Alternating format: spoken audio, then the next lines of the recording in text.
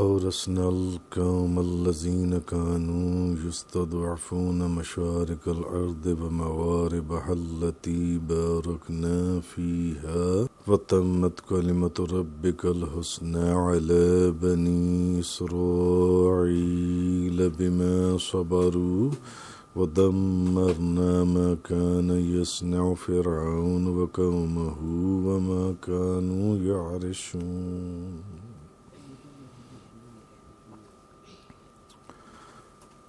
اور جس قوم کو کمزور سمجھا جاتا تھا اس کو ہم نے اس سرزمین کے مشارق اور مغارب کا وارث بنا دیا جس میں ہم نے برکتیں رکھی تھیں، اور بنو اسرائیل پر آپ کے رب کا بھلائی پہنچانے کا وعدہ پورا ہو گیا کیونکہ انہوں نے صبر کیا تھا، اور ہم نے فرعون اور اس کی قوم کی بنائی ہوئی عمارتوں اور ان کی چڑھائی ہوئی بیلوں کو تباہ و برباد کر دیا۔ اب آج سورۃ الاعراف آیت نمبر 137 سے بیان ہے۔ حضرت موسیٰ علیہ السلام نے جیسا کہ پیچھے ذکر ہوا تھا کہ بنی اسرائیل سے فرمایا تھا کہ ان قریب تمہارا رب تمہارے دشمن کو ہلاک کر دے گا اور تمہیں اس زمین کا جانشین بنا دے گا۔ تو اب یہ فرمایا جا رہا ہے، پیچھے جیسے کہ کل بیان ہوا تھا کہ اس نے قوم فرعون کو سمندر میں غرق کر کے اس کو سزا دے دی۔ جب وہ کسی صورت میں بھی ہدایت کو سمجھنے والے تھے ہی نہیں اور ہر عذاب کے بعد اپنی زبان سے پھر جاتے تھے، تو اللہ تعالیٰ نے ان کو غرق کر دیا اور مومنوں کو یہ بھلائی پہنچائی کہ ان کو برکتوں والی زمین کا وارث بنا دیا۔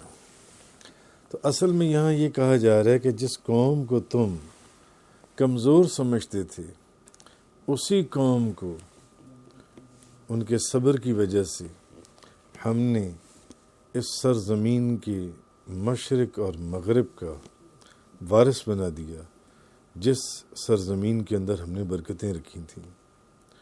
تو بنی اسرائیل کو اب کمزور کیوں سمجھا جاتا تھا؟ اس لیے کہ فرعون ان کے بیٹوں کو قتل کر دیتا تھا اور بیٹیوں کو چھوڑ دیتا تھا، اور ویسے بھی وہ ان سے سخت اور دشوار کام لیتا تھا۔ تو اللہ تعالیٰ نے فرعون سے نجات دے کر بنی اسرائیل کو مشرق اور مغرب کا وارث بنا دیا اس زمین کا۔ تو امام عبدالرزاق، امام ابن ابی حاتم اور کئی روایات سے کہ اب اس سرزمین سے کیا مراد ہے کہ اس سرزمین کا ہم نے انہیں وارث بنا دیا، تو وہ فرماتے ہیں اور کچھ تفاسیر کے اندر ہے کہ اس سرزمین سے مراد شام کی سرزمین ہے، ملک شام۔ امام ابن ابی شیبہ، امام احمد، امام ترمذی، امام طبرانی، امام حاکم اور بے شمار یہ حضرت سعید بن ثابت رضی اللہ تعالی عنہ سے روایت کیا انہوں نے کہ ہم اللہ کے رسول کے پاس بیٹھے ہوئے تھے اور کپڑوں کے ٹکڑوں کے اوپر ہم قرآن مجید کو جمع کر رہے تھے، تو اچانک آپ نے فرمایا شام کے لیے خیر اور سعادت ہو۔ تو آپ سے پوچھا کس لیے؟ آپ نے فرمایا رحمان کے فرشتے ان پر اپنے پر پھیلائے ہوئے ہیں، شام کے لیے خیر اور سعادت ہو۔ اچانک نبی پاک صلی اللہ علیہ وسلم نے بولا، اور آپ صحابہ کرام جو ہیں وہ کپڑوں کے ٹکڑوں کے اوپر قرآن جمع کر رہے تھے، تو حضور نے فرمایا کہ شام کے لیے خیر اور سعادت ہو۔ تو آپ سے جب پوچھا گیا تو آپ نے فرمایا کہ رحمان کے فرشتے ان پر اپنے پر پھیلائے ہوئے ہیں، اور ایک روایت میں ہے کہ نبی کریم صلی اللہ علیہ وسلم کو یہ فرماتے ہوئے سنا گیا کہ تم شام میں لازماً رہو، وہ اللہ کے شہروں میں سب سے زیادہ فضیلت والا ہے، اور اس میں اللہ کے سب سے زیادہ نیک بندے رہتے ہیں شام کے اندر، اور جو وہاں نہ رہ سکے اس کی دائیں جانب رہے، اور جو وہاں عہد شکنی کرے اس کو نکالے، کیونکہ اللہ نے مجھے شام اور اہل شام کی ضمانت دی ہے۔ اسی طرح ایک روایت میں ہے حضرت عبداللہ بن عمر رضی اللہ تعالیٰ عنہما سے روایت کہ نبی پاک صلی اللہ علیہ وسلم نے فرمایا اے اللہ ہمارے شام اور یمن میں برکت دے. تو مسلمانوں نے کہا اور ہمارے نجد میں. جب حضور نے فرمایا ہمارے شام اور یمن میں برکت دے تو مسلمانوں نے کہا کہ ہمارے نجد میں. آپ نے فرمایا وہاں تو زلزلے ہوں گے, وہاں تو فتنے ہوں گے, اور وہیں سے تو شیطان کا سینگ نمودار ہوگا, وہیں سے تو شیطان کا سینگ نکلے گا. جب مسلمانوں نے کہا کہ ہمارے نجد میں, آپ نے فرمایا وہاں زلزلے ہوں گے, وہاں فتنے ہوں گے, وہاں سے شیطان کا سینگ طلوع ہوگا. تو حضور نے فرمایا کہ اے اللہ ہمارے شام اور یمن کے اندر برکت عطا فرما. آگے فرمایا اللہ تبارک و تعالیٰ نے وجاوزنا ببني إسرائيل البحر فعتوا على قوم يعكفون على أصنام لهم قالوا يا موسى اجعل لنا إلها كما لهم آلهة قال إنكم قوم تجهلون. اور ہم نے بنی اسرائیل کو سمندر کے پار اتار دیا تو وہ ایک ایسی قوم کے پاس سے گزرے جو اپنے بتوں کے سامنے آسن جمائے معتکف بیٹھے تھے. تو انہوں نے کہا اے موسیٰ ہمارے لیے بھی ایک ایسا معبود بنا دیجئے جیسے ان کے معبود ہیں. موسیٰ نے کہا بے شک تم جہالت کی باتیں کرتے ہو. ان هؤلاء متبر ما هم فيه وباطل ما كانوا يعملون. بے شک جس کام میں یہ لوگ مصروف ہیں وہ برباد ہونے والا ہے. ان هؤلاء متبر ما هم باطل ما كانوا يعملون. بے شک جس کام میں یہ لوگ مصروف ہیں وہ برباد ہونے والا ہے اور جو کچھ یہ کر رہے ہیں وہ سراسر غلط ہے. قال اغیر اللہ ابغیکم الہا وہو فضلکم علی العالمین. اور موسیٰ نے کہا کیا میں اللہ کے سوا تمہارے لیے کوئی اور معبود تلاش کروں حالانکہ اس نے تمہیں اس زمانے میں سب جہان والوں پر فضیلت دی ہے. وَإِذْ أَنْجَيْنَاكُمْ مِنْ آلِ فِرْعَوْنَ يَسُومُونَكُمْ سُوءَ الْعَذَابِ. اور اے بنی اسرائیل یاد کرو جب ہم نے تم کو فرعون کے متبعین سے نجات دے دی جو تم کو برا عذاب دیتے تھے. يُقَتِّلُونَ أَبْنَاءَكُمْ وَيَسْتَحْيُونَ نِسَاءَكُمْ. وہ تمہارے بیٹوں کو قتل کرتے تھے اور تمہاری بیٹیوں کو زندہ چھوڑ دیتے تھے. وَفِي ذَلِكُمْ بَلَاءٌ مِّن رَّبِّكُمْ عَظِيمٌ. اور اس میں تمہارے رب کی طرف سے بہت سخت آزمائش تھی, بہت سخت آزمائش. تو جب موسیٰ علیہ السلام نے سمندر پر اپنا عصا مارا تو اللہ تعالیٰ نے سمندر کو چیر دیا اور بنو اسرائیل کے لیے اس کے اندر ایک خشک راستہ بن گیا سمندر کے اندر. اور جب وہ سمندر کے پار پہنچے تو انہوں نے دیکھا کہ ایک قوم بتوں کی عبادت کر رہی ہے. جب حضرت موسیٰ علیہ السلام نے عصا مارا سمندر میں راستہ بن گیا, خشک راستہ. اب یہ بھی حضرت موسیٰ علیہ السلام کو اللہ تعالیٰ نے ایک معجزہ عطا فرمایا تھا. اب جب وہ بنی اسرائیل خشک راستے سے گزر گئے, سمندر پار پہنچے, تو اس علاقے میں انہوں نے ایک قوم دیکھی جو بتوں کی پوجا کر رہی تھی, بتوں کی عبادت کر رہی تھی, آلتی پالتی مار کے.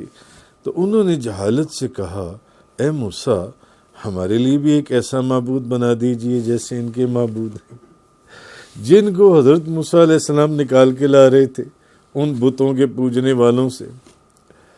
اب اس بات کا فیصلہ کرنا مفسرین نے, محققین نے لکھا کہ وہ کون سا مقام تھا یہ نہیں معلوم, کہ وہ سمندر کا کون سا مقام تھا جس مقام سے وہ گزرے تھے جن سے.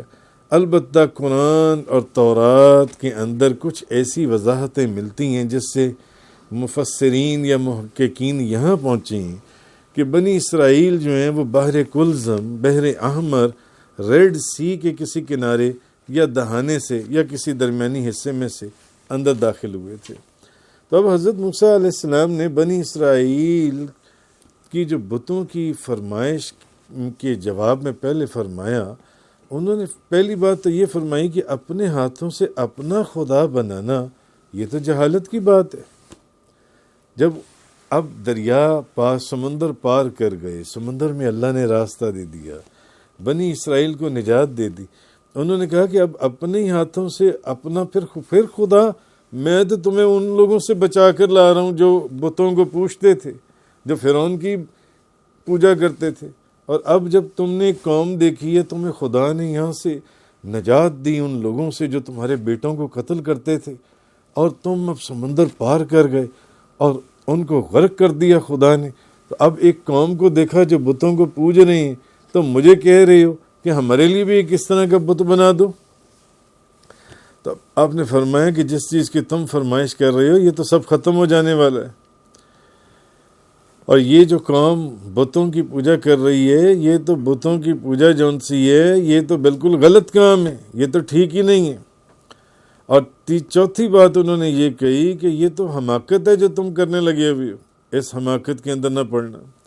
کیا میں اللہ کے سوا تمہارے لیے کوئی سی اور رب کو تلاش کروں، حالانکہ اس نے تمہیں اس زمانے کے اندر تمام جہان والوں کے پر فضیلت دی.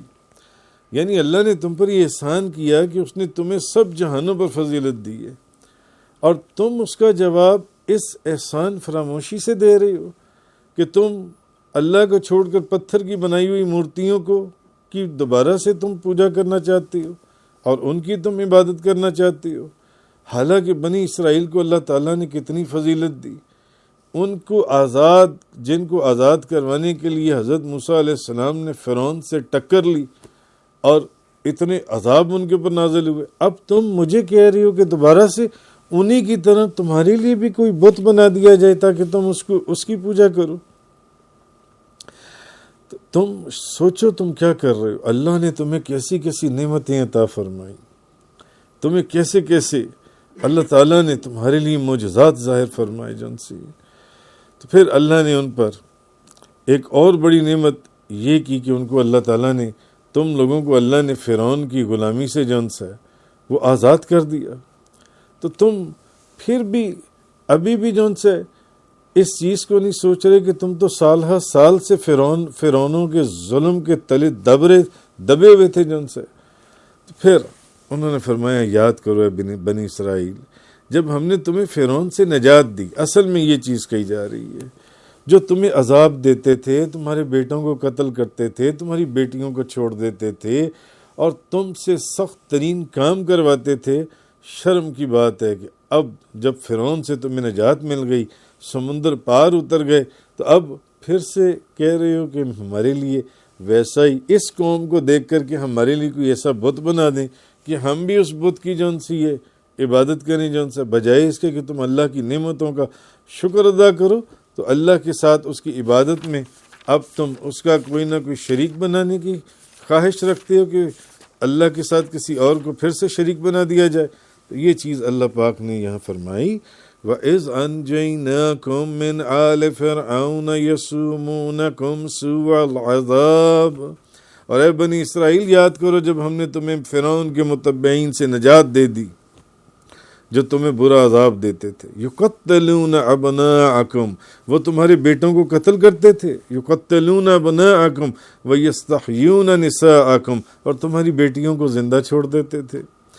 وفی ذالکم بلاء من ربکم عظیم، اور اس میں تمہارے رب کی طرف سے بہت سخت آزمائش تھی. تم یہ کیا کرنے لگے ہو؟